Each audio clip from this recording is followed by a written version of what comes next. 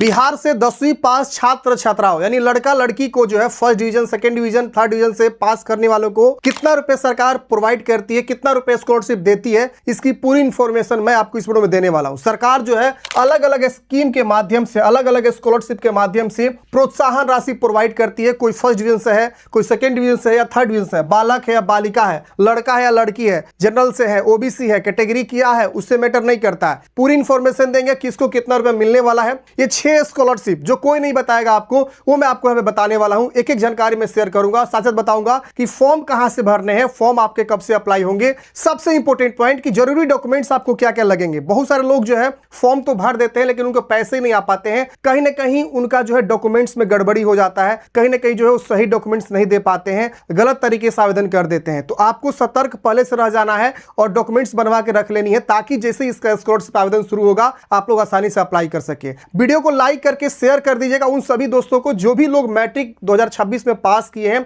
और वो जो है स्कॉलरशिप पाना चाहते हैं। तो आइए जानते हैं 6 स्कॉलरशिप कौन कौन सी है जो लड़का लड़की दोनों को जो है यहाँ पे प्रोवाइड किए जाते हैं। आइए समझ आते हैं आपको पूरे अच्छे से। तो फ्रेंड्स मेरे पीछे आप देख सकते हैं नोटिफिकेशन मैंने ओपन कर दिया है, बिल्कुल ऑफिशियल और ऑथेंटिक नोटिफिकेशन है। शिक्षा विभाग के द्वारा ये नोटिफिकेशन हर साल जारी किया जाता है। तो आप देख सकते हैं ये नोटिफिकेशन है, जिसमें सबसे पहले हम बात करेंगे मुख्यमंत्री बालिका प्रोत्साहन योजना के बारे में। ये देखेंगे अलग अलग योजनाएं हैं, आप यहाँ पे देख सकते हैं। तो ये सारी योजनाएं हैं, ऐसे करके जो है 6 से 7 योजनाओं के बारे में हम डिस्कस करेंगे और ये करके समझाएंगे आसान वे में। आसान वे में समझने से आपको सारी चीजें जो है क्लियर हो जाएगी। तो आप यहाँ पे समझिए, देखिए सबसे पहले मुख्यमंत्री बालिका प्रोत्साहन योजना है, जिसमें मैट्रिक परीक्षा में प्रथम श्रेणी से अगर कोई उत्तीर्ण है और यहां पे आप देख सकते हैं बालिका लिखा हुआ है, तो इससे भी आपको समझ लेना है कि गर्ल्स की बात हो रही है। जहां विद्यार्थी लिखा हुआ है वहां बॉयज की बात हो रही है। और भी कई जगह पे हम आगे डिस्कस करेंगे और भी क्लियर कर दिया गया है। कहीं पे आपको छात्राएं लिखा है, कहीं पे छात्र छात्राएं, जहां छात्र छात्राएं वहां लड़का लड़की दोनों। यहां देखिए छात्र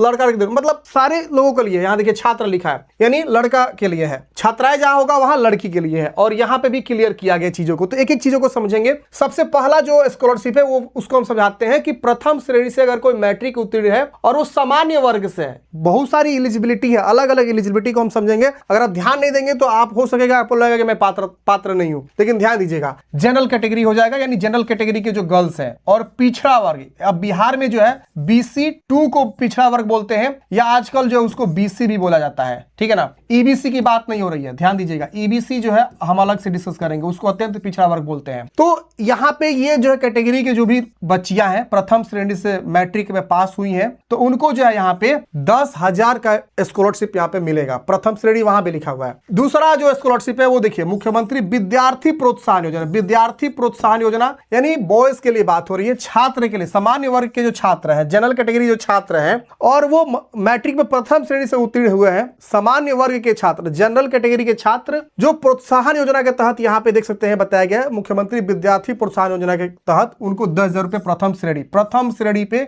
उनको 10,000 रुपए यहाँ पे दिए जाएंगे। इसके बाद आता है मुख्यमंत्री अनुसूचित जाति अनुसूचित जनजाति, यानी यहाँ पे बात हो रही है SC ST कैटेगरी के लिए। मैं यहाँ लिख देता हूँ SC ST कैटेगरी के लिए, और मैट्रिक परीक्षा में प्रथम एवं द्वितीय श्रेणी से उत्तीर्ण है, सेकेंड डिवीजन यहाँ आ गया। तो देखिए अनुसूचित जनजाति के जो छात्र छात्रा यानी लड़का लड़की दोनों की बात हो रही है, यहाँ पे लड़का लड़की दोनों की बात हो रही है, और फर्स्ट डिवीजन की बात हो रही है और सेकंड डिवीजन की बात हो रही है। ये ध्यान दीजिएगा, फर्स्ट और सेकंड दोनों की बात हो रही है। प्रथम श्रेणी से अगर कोई उत्तीर्ण है तो 10,000 उनको मिलेगा, और द्वितीय श्रेणी से उत्तीर्ण है तो 8,000 मिलेगा। मतलब अगर आप SC ST से आते हैं, लड़का है या लड़की है, अगर आप फर्स्ट डिवीजन से पास है तो 10,000 रुपए, और सेकंड डिवीजन से पास है तो 8,000 रुपए यहाँ पे आपको दिया जाएगा SC ST कैटेगरी के छात्र छात्राओं के लिए, छात्र छात्राएं के लिए, मतलब लड़का लड़की दोनों के लिए। इसके बाद हम बात करते हैं अगला स्कॉलरशिप। ये आप देख सकते हैं मुख्यमंत्री पिछड़ा वर्ग, अत्यंत पिछड़ा वर्ग मेधावृत्ति। मेधावृत्ति यहाँ लग गया, जो कि आप देख सकते हैं यहाँ पे मैट्रिक परीक्षा में प्रथम से उत्तीर्ण किया हो, यानी लड़का लड़की दोनों की बात हो रही है, छात्र छात्राएं की दोनों की बात हो रही है। यहाँ बात हो रही है BC कैटेगरी की और यहाँ बात हो रही है EBC कैटेगरी की। यहाँ साफ लिखा हुआ है पिछड़ा वर्ग यानी BC कैटेगरी, अत्यंत पिछड़ा वर्ग EBC कैटेगरी। इसमें अगर मैट्रिक्स में प्रथम से फर्स्ट डिवीजन से अगर वो उत्तीर्ण है तो उनको यहाँ पे जो है 10,000 रुपए की स्कॉलरशिप मिलेगी। अब यहाँ बात आती है सेकंड डिवीजन, नहीं, इनको नहीं मिलेगा। थर्ड डिवीजन इनको नहीं मिलेगा। यानी जो प्रथम श्रेणी से उत्तीर्ण है, बीसी है, ईबीसी है, लड़का लड़की दोनों है, 10,000 रुपए उनको यहाँ पे स्कॉलरशिप दिए जाते हैं। 7वां स्कॉलरशिप देखिए यहाँ पे, मुख्यमंत्री विद्यार्थी प्रोत्साहन योजना, अल्पसंख्यक जुड़ गया। अल्पसंख्यक में कौन आएंगे? देखिए अल्पसंख्यक वो होते हैं जो बौद्ध, जैन, मुस्लिम, इन सब जो है समुदाय से आते हैं, जिनकी संख्या बहुत ही कम है पूरे राज्य में, वो सारे के सारे अल्पसंख्यक आ जाएंगे। यानी एक अलग धर्म समुदाय के लोग जिनकी संख्या बहुत ही कम है वो अल्पसंख्यक में आते हैं। मैट्रिक परीक्षा में प्रथम श्रेणी से उत्तीर्ण है, छात्र हैं या छात्राएं हैं, तो उनको यहाँ पे 10,000 रुपए की यहाँ पे स्कॉलरशिप सरकार प्रोवाइड करती है। तो ये आपके जो है 2025 का ये नोटिफिकेशन है, जो कि आप देख सकते हैं फरवरी 2026 में निदेशक प्राथमिक शिक्षा सह नोडल पदाधिकारी के द्वारा ये जारी किया गया था ये नोटिफिकेशन। और इस नोटिफिकेशन में आप देख सकते हैं डेट जो है 10 मार्च 2026 रखा गया था, जो 2025 में इंटर और मैट्रिक पास किए थे उनके लिए स्कॉलरशिप अप्लाई करने के लिए। तो ये आप नोटिफिकेशन देख लिए, ये बिल्कुल ऑफिशियल और ऑथेंटिक नोटिफिकेशन है। आप यहां पे अगर एलिजिबल है तो फॉर्म को अप्लाई करेंगे। अब मेन बात आती है कि डॉक्यूमेंट्स आपको क्या क्या लगेंगे। अच्छा, अब यहां पे आप लोग क्वेश्चन करेंगे कि सर आपने थंबनेल में थर्ड डिवीजन लिखा हुआ है, तो थर्ड डिवीजन का स्कॉलरशिप मिलता है? देखिए इस योजना के तहत थर्ड डिवीजन वालों के लिए नहीं मिलता है, लेकिन एक और स्कॉलरशिप है, वो भी मैं बता देता हूं। वो स्कॉलरशिप है फ्रेंड्स पोस्ट मैट्रिक स्कॉलरशिप। जी हां, पोस्ट मैट्रिक स्कॉलरशिप, जिसको हम लोग पीएमएस स्कॉलरशिप बोलते हैं। ये देखिए यहां पे बीसी और ईबीसी कैटेगरी को ध्यान दीजिएगा, बीसी और ईबीसी कैटेगरी के बच्चों को और बच्चियों को, दोनों को, बीसी ईबीसी और एससी एसटी को भी यहाँ पे जो है, भले वो फर्स्ट डिवीजन हो, सेकंड डिवीजन हो या थर्ड डिवीजन हो, सबको यहाँ पे स्कॉलरशिप मिलता है। क्यों मिलता है? कि जब वो 10वीं पास कर ली है तो वो जो है 11वीं में एडमिशन लेंगे। तो 11वीं में जब एडमिशन लेंगे तो 11वीं में एडमिशन लेने के बाद उनको यहाँ पे अप्लाई करने का मौका मिलता है। और लगभग 3500 फर्स्ट ईयर में, सेकेंड ईयर में लगभग 3500 यही स्कॉलरशिप का अमाउंट होता है। 3500 के आसपास उनको स्कॉलरशिप फर्स्ट ईयर में, सेकेंड ईयर में करके मिलता है। तो ये आपका जो है स्कॉलरशिप होता है, जो थर्ड डिवीजन से लेकर फर्स्ट डिवीजन, सेकंड डिवीजन सबके लिए मौका होता है, लड़का लड़की दोनों के लिए होता है। लेकिन ये पिछड़ा वर्ग, अत्यंत पिछड़ा वर्ग यानी बीसी ईबीसी और एससी एसटी, यही 4 वर्ग कैटेगरी के लोगों के लिए ये एलिजिबल होते हैं,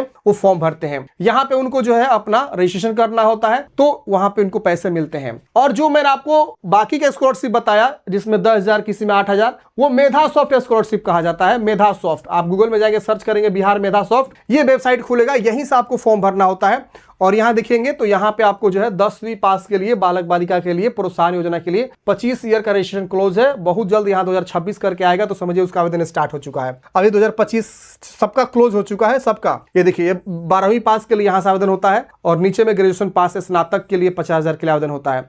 तो ये स्कॉलरशिप होता है। तो आप समझ गए ये सब स्कॉलरशिप के बारे में। अब मैं आपको बताता हूं कि जरूरी डॉक्यूमेंट्स आपको क्या क्या लगते हैं फॉर्म भरने के लिए। ये बहुत इंपॉर्टेंट पॉइंट है। और देखिए अगर आप ये जानकारी पढ़ना चाहते हैं ना, तो आप गूगल में जाएंगे, सर्च करेंगे डीएस हेल्पिंग फॉरएवर, आपको यहाँ पे जो है मैट्रिक पास स्कॉलरशिप की जानकारी देखने को मिल जाएगी। इसमें जो बात की गई डॉक्यूमेंटेशन को लेकर, वो मैं आपको समझाता हूँ कि डॉक्यूमेंट्स वगैरह क्या क्या यहाँ पे बताई गई है। वो डॉक्यूमेंट्स आप एक बार जरूर अपने पास बनवा लेंगे, जो सबसे जरूरी होता है। और मोस्ट ऑफ कैंडिडेट्स जो है डॉक्यूमेंट्स को लेकर जो परेशान हो जाते हैं, और वो कहीं ना कहीं अपना जो है मतलब फॉर्म आवेदन करने में गड़बड़ी कर देते हैं। सबसे पहला चीज कि आपका जो मैट्रिक का सर्टिफिकेट होना चाहिए, मैट्रिक का जो सर्टिफिकेट होना चाहिए, जिसको हम लोग मार्कशीट बोल सकते हैं, मैं शॉर्ट फॉर्म में लिखता हूं। और आधार कार्ड का जो आपका आईडी प्रूफ होना चाहिए, आधार कार्ड, आधार आईडी, तो वो दोनों एक जैसा मैच करना चाहिए। क्या करना चाहिए? मैच करना चाहिए। मैच मतलब क्या? आपका नाम, आपका जो है फादर्स नेम, आपका जो है डेट ऑफ बर्थ, डीओबी, ये सब आपको मैच करना चाहिए। अगर ये दोनों एक जैसा नहीं है तो आपके पैसे कभी नहीं आ सकते हैं। और ये दोनों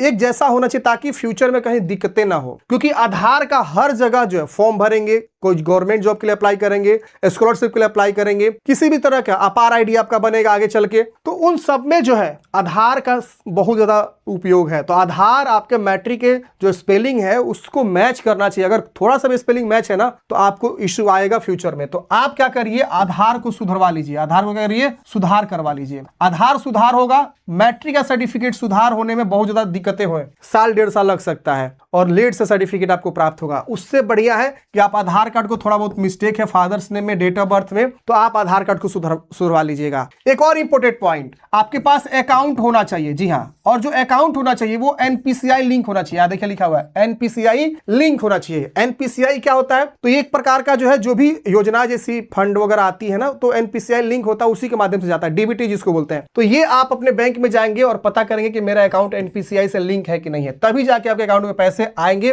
और आगे चल के आप अपने जो है, जो भी स्कॉलरशिप होता है, जो भी योजना होती है, उसका पैसा आप बेनिफिट ले पाएंगे। तो आधार कार्ड एनपीसीआई लिंक होना चाहिए आपके अकाउंट से। इसके अलावा मैट्रिक का मार्कशीट लगेगा, रजिस्ट्रेशन नंबर लगेगा, आय प्रमाण पत्र, जाति प्रमाण पत्र, निवास प्रमाण पत्र। ये 3 डॉक्यूमेंट्स आप लोग पहले से बनवा कर रख लीजिएगा, फ्यूचर में काम आएगा बहुत ज्यादा, क्योंकि अभी आप लोग इंटर में एडमिशन लेंगे या और भी योजनाओं के लिए अप्लाई करेंगे, स्कॉलरशिप के लिए अप्लाई करेंगे, तो ये सब आपको जरूरी होता है। बाकी बैंक पासबुक चाहिए, passport size photo, email ID, mobile number, तो ये सब इंपोर्टेंट डॉक्यूमेंट्स है जो आपको अपने पास पहले से बनवा के रख लेना होगा। तो आई होप आप लोग समझे होंगे कि मैट्रिक पास के लिए ये कितने स्कॉलरशिप प्राप्त होते हैं, लड़का लड़की दोनों के लिए, फर्स्ट सेकेंड थर्ड, किसके लिए क्या होता है, मैंने आपको अच्छे से बता दिया। वीडियो अच्छा लगा तो लाइक करिएगा, अपने दोस्तों को जरूर शेयर करिएगा। मिलते हैं नेक्स्ट वीडियो में। जय हिंद।